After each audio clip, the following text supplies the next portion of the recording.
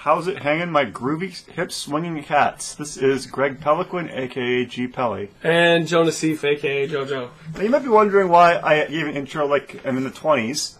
And the reason is because this match is a blast from the past. Oh my god, 2005. Yeah, these are a couple of old-school players that frequented Northwest back in the day, were some of the more feared, players. Yeah, both of them just very, very intelligent players.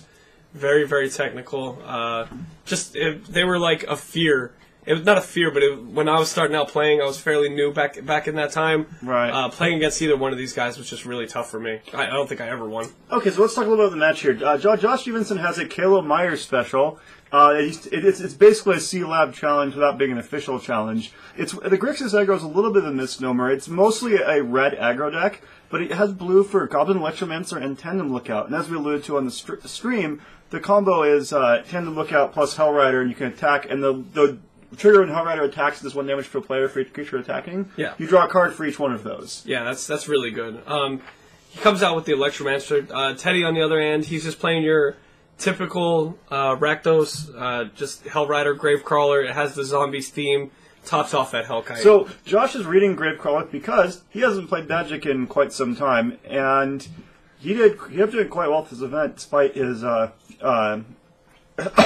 rust, so to speak. Yeah, speaking of rust, one thing that he didn't have, he checked his card for a Miracle there as he's drawing, which is something you wouldn't see from somebody who hasn't played Magic in a long time. So, well, he's got a bonfire in his hand. Yeah, so he's brushed up on his Miracle skills. All right, so we are. I never thought I heard you use Miracle and Skill in the same sentence. All right, so Josh has the Tandem Lookout. And it looks like he's soul bonded. So he's pairing up with the Goblin there, and Gravecrawler cannot block, so card for Josh. So now even if Teddy deals with the Tandem Lookout, which you probably have a burn spell for here momentarily, Josh still gets the card out of it. Yeah. So and that's Teddy's taking his turn. And that's as we save value, ladies and gentlemen. Yes. So the Gravecrawler does all thing it can do and turns sideways, and predictably Josh doesn't block. So Teddy going to try to race this, or is he like a messenger here might not be all that good because Josh gets to draw two more cards and maybe find some Pillar of Flame. So does this list run Pillar? Yeah. Oh, it does. There's 4 of them. So a Pillar of Flame here puts Teddy on the back foot pretty quickly. That's Josh's. Oh, okay. Josh doesn't have any of the pillars. I don't think so. There's no Pillar? Okay. No. Teddy has some pillars. Teddy has 4. Okay. I was looking at hit Teddy's list. Yeah, okay. So Josh draws, Miracle check, comes up empty. Josh does have bonfires, though, which... There's 2 bonfires in his hand, an Electromancer, a Searing Spear, and Olivia Voldaren. So it's worth noting that if you place 1 more land, the Electromancer does count toward Bonfire. Yeah. So he would be able to bonfire for 2? Yeah, the question is, do you want to do that? I almost like setting up with Olivia here instead of bonfiring. Because what's going to happen is the Gravecrawler is going to come back, and the Electromancer is going to get bigger anyway. Or the Messenger just gets bigger and you get hit for more damage anyway. Yeah. I don't really think bonfiring is right here. I like playing Olivia here. So Josh is going to draw 2 cards off of this and drop Teddy to 14. Okay, so going over the map. They're both counting it up. Yeah, so just looks like a Thundermaw Hellkite. Does it only draw 1 card? I thought that'd be 2 cards. I think there it goes. Okay, drawing 2. Okay. And it's Stormcart Noble. Okay, well that's a blocker. Yeah. So I'm liking the. I mean, all he has in hand is Steam Vents, so he might have to go at 12 to play the Olivia here, and it could just get picked off by a Searing Spear. The other thing you can do is play the Steam Vents tapped and play the Noble and the second Electromancer and say go, and then just block with the Goblin. Does he have burn spells in his hand? He has 2 spears? 1 spear, 2 bonfires. Okay. Yeah, there's the Goblins. Looks like that's what he's opting for here. He's opting for the 2 creatures here. Here comes a Noble, and then a tap Steam Vents. And then you can set up for a bonfire next turn if you need to. Yeah, big bonfire. Yeah. Alright, so now Teddy untaps quickly. And I see a Diagraph Ghoul, another Messenger, a Swamp. And there goes the Swamp, and guys come in. Okay. I don't think Josh blocks here. He's like winning the race. He has maybe with the Stormkirk Noble just chumps the dude off. I can see. Yeah, I don't really like killing the Messenger here. I don't like blocking with the Electromancer either. Well, I guess if he plans on bonfire next turn, killing the Messenger here to wipe the board isn't too bad. That's true. But the only way he's going to do that is by sacrificing the Electromancer, and he's not going to be able to do it for 3 next turn unless he gets a Miracle. Fair enough. So that's the conundrum he finds himself in, and he elects not to block as you said he wouldn't. Yeah. All right, so we're at 4 here, and 4, and there's another messenger. Yeah, he's asking Teddy. He's asking Josh, hey buddy, you get the message? Because the message is 2 damage, and another geographical. So this is I caught on to that pun a little bit later. so now Teddy's saying, hit me with your best shot, buddy. Fire away. And actually, Josh is going to do just that with the bonfire, the damned. Yeah, he can attack for 7 here. I don't imagine him attacking with everybody. You definitely want to be drawing the 2 cards. So he can bonfire here a couple of times, but he's going to put himself in a pretty rough situation. He also has Thundermaw Hellkite. Yeah. So the that puts so that would put him to 2 swinging all out. He would die to a backswing. So the plan I'm liking here, I think, is to attack with play Hellkite, attack, and set yourself up for lethal next turn. The other thing you can do is point a Searing Spear at his head too. So let's see, it's 2, 4, 6, 7. Yes, Searing Spear Olivia's a line, Bonfire's a line here, but I'm not sure that's what you want to be doing. Yeah. I kind of like Hellkite here, and getting in with at least like the Electromancer, because I don't think you're gonna block with that. Right. And then set him up for lethal next turn with 7 points of damage. Yeah, the messengers make it so tough. Well, so yeah, no, like I said, my plan here, if I'm Josh, is probably like I said, Hellkite. Yep. Thundermaw Hellkite. Attack with that and Electromancer. Right. Like Josh just takes you to 7 exactly. Threaten the lethal Hellkite next turn. Yeah. And then you also have 3 blockers to block most of this. And you can see, like, the only way it kills you is if you guys land Thundermaw Hellkite. But you're not beating that anyway. Yeah, you're not. Yeah, it's just you're losing. Because if you think you guys land Thundermaw Hellkite, the only line you have here is to just actually do nothing, which is not feasible. So I think he's gonna maybe attack to draw 2 cards to see what that gets him. Okay. Looking at his deck list, what could he possibly? So you drew Hellrider. And looks, I don't know if you see the other card there, but that's definitely a Hellrider. Another Hellkite, okay. Yeah. So a defensive Hellkite might be something to try too, but I kind of like the idea of I see Olivia's Searing Spear is also a plan. Yeah. He opts for none of those. Oh, he passes the turn. Maybe he has multiple spears in hand. It's possible. Well, oh wow. There's the Hellkite. So now this line lets Josh, I think, survive. Let's see. That goes to 2. He has to block all 4 creatures, so you can block. No, I think he's dead here. Yeah. Yeah. So because he has to double spear.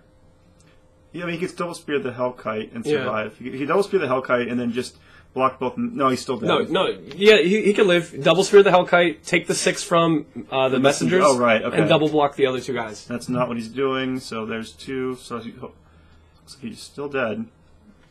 I guess if he kills Hellkite now, he survives. He'll also survive this way.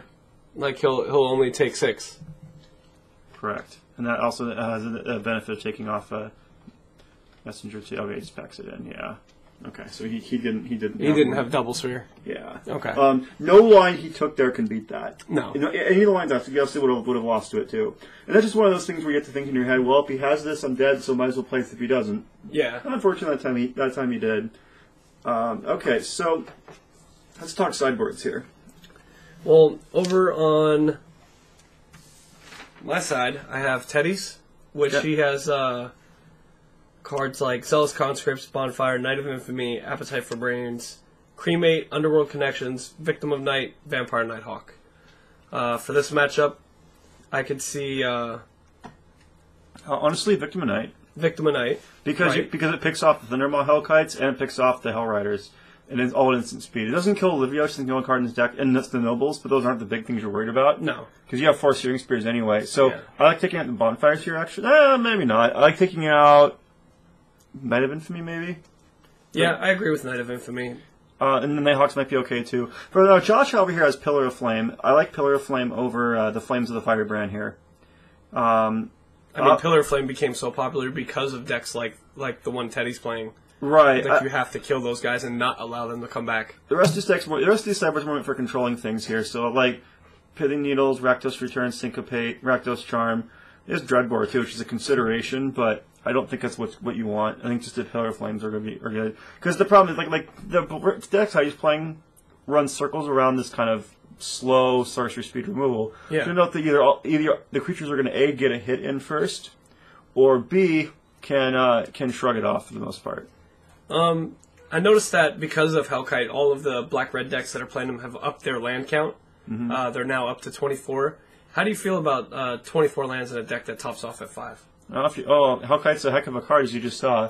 Yeah. Oh no, it's amazing. Do you think they hit the 5? Do you think Teddy drew that land there, or did he have it? Was he sandbagging that land? I'm not entirely sure. I think he was playing like he had it. Yeah.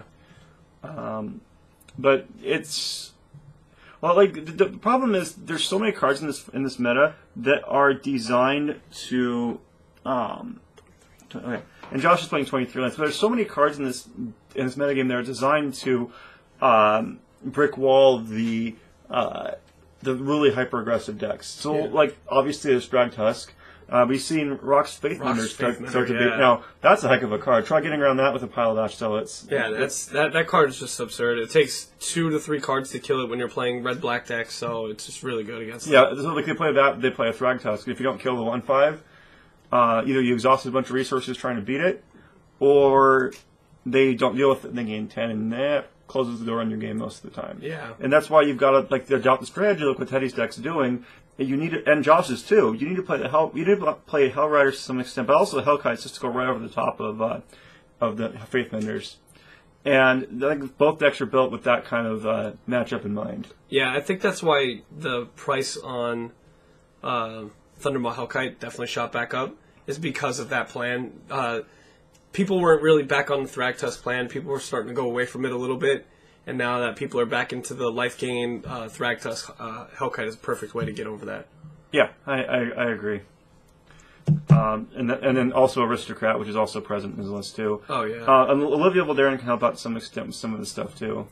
She's the card is good because it's good against some of the good control decks that only play 1 or 2 threats. So late game, if you do end up sticking your Olivia, you can just steal their big threat that they got.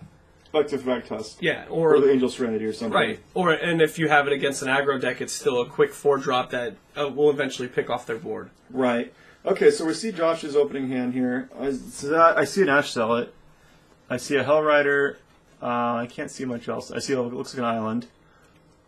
Yeah, it looks like island, steam vents. So it looks like an island, 2 steam vents, a Sulphur Falls, Ash Zealot, a Hell Rider, and something else. So that's Teddy's taking 2. So that would imply a Diagraph Ghoul or Gravecrawler. Yep. And it's the Ghoul. Yeah, he's not ghouling around. No. Teddy's hand looks like he has a Hell Rider of his own. No, that's adapted in both lists here. So I assume we're going to see Electromancer here? Or Ash Zealot. Ash Zealot getting in there. No, I like a defensive Ash Zealot here, kind of. Yeah, I mean, you just lost. You were on the play and lost to. You were a turn behind because Teddy's deck is just a little bit faster. I think defensive Ash Zealot might have been right. So there's the. This is why you can get away with playing Rakdos Guildgates, because of the multiple 1-drops. Yeah, exactly. You can play Guildgate. You can play the 1-drop Guildgate 1-drop. Yeah, and the Guildgate always comes into play. Tap thing isn't quite so bad. So it looks like Josh draws a mountain here. He has a Noble and Electromancer in his hand. So I presume that's what he's going to do here. He's going to get in for. So again, I like just using it defensively, but Josh is wanting to get in there. So he's starting to create like a little more of a board presence. Eventually, you might want to go defensive with it, but then again, we can't see all of Josh's hands, so he might just be on a totally different plan. He has Hell Rider and 2 lands right now. Yeah. Besides what's here. So if Teddy swings out and puts a Messenger in play, he's facing down a Hell Rider that's going to hurt pretty bad. Yeah. So there's 4, and so 2, 4, 5, 8. We put Teddy to 2. Hell Rider would. And it looks like Teddy's a Hell Rider of his own. There's a Nighthawk. Oh, that's pretty good. It's a little tougher to get around. So you probably, if he has the Searing Spear here, you just spear that, get in for some damage, and then go lethal with the Hell Rider. He drew Pillar, which is, well... not nearly as good. It's awkward against Nighthawk. It's good against the Bonfire that's in Teddy's hand, though. Do you just... Teddy has Bonfire, Steering Spear, Geralt's Messenger all in his hand. Wow. So Teddy's, his hand's very strong. And this is going to be tough for Josh to get around. Because I don't think he can't kill it.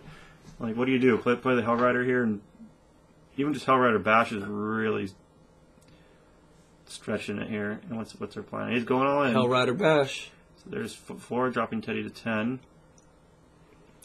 And now what do you block here if you're Teddy? Hellrider? You can't survive a crackback from Hellrider next turn.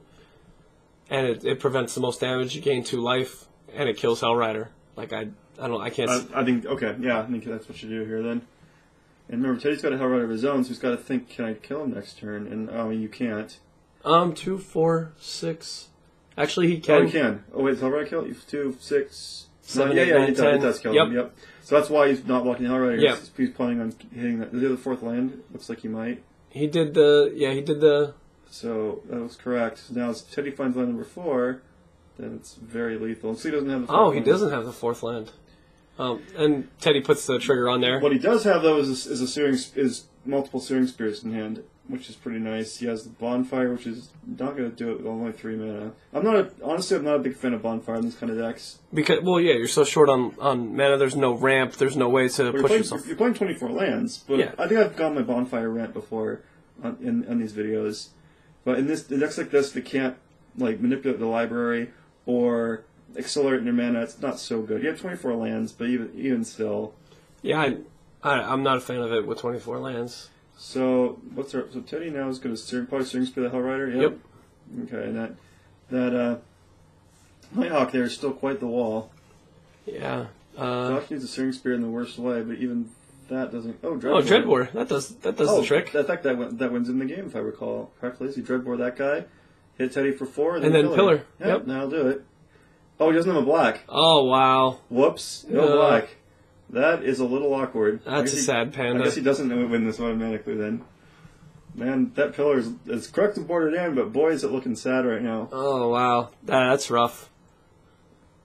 Maybe he should just flash it. Hey, I drew the Dreadbore and got Pillar. Good game? Game 3?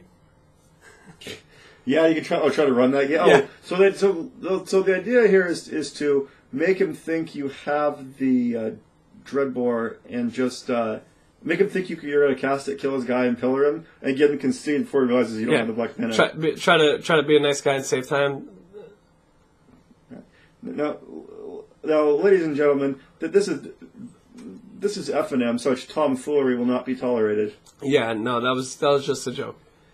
And it looks like the damage from Ashdell is going to be negated by the life gain of... Does Teddy find his 4th land here? No, it's a black spell. I'm not sure what it is, but... Now this game's going to get down to the wire. Yeah. What do we play? What do we do? So, obviously the Gravecaller has to attack. I think he's contemplating, do I attack with the... Oh, it's a messenger, by the way. Yeah, so it's probably going to be messenger going to play his turn. Leave the defensive ghoul back. Okay, and here comes... Messenger dropping Josh to 4. Bringing his Message of Pain. And he has a blocker up. Yeah, this looks like a pretty formidable wall here. Tandem Lookout. So a Hellcat would have been pretty sweet here. Yeah. Actually, that still wouldn't have killed him. No. So... It looks like the writing is on the wall for Josh. Josh is behind, yeah. Well, I don't think he could survive no matter what. He has Spear in hand, and he has to block Messenger. Yeah. Messenger has to die. It's true. So, I don't see a way out of it for Josh. Probably not, no. He could Mike Long his way into a victory. Well, actually, the way you would do it is to play the Lookout, parrot, attack, hope he doesn't block, draw a card, and pillar something out of the way. It's your best bet. Yeah. I mean, you're still dead, but that seems like the best strategy. Or, I mean, if he didn't plan on blocking, he would have attacked with it, I think. Right. So I don't think you're going to get the attack. Yeah, there. Teddy's going to snap block no matter what. Boy, if only we had a black mana here, this would be a totally different kettle of fish. The game would have been over. Yeah. How many Black Sources are in this deck? 4 Blood Crypts, 4 Dragon Skull Summits, so 8. It's a little short on Black Sources to be able to reliably cast Dreadbore, I think. And Josh is thinking if there's a way out of it. Yeah, it's not looking too good. Your thesis, your thought on pairing tandem and swinging, hoping to draw a card is like his best possible chance. Yeah, I think that's what he's doing here. Yep. And Teddy's probably just going to snap off the block here. Yeah. Remember, Josh doesn't know what's in Teddy's hand either. Right. Okay, so we're carrying him up.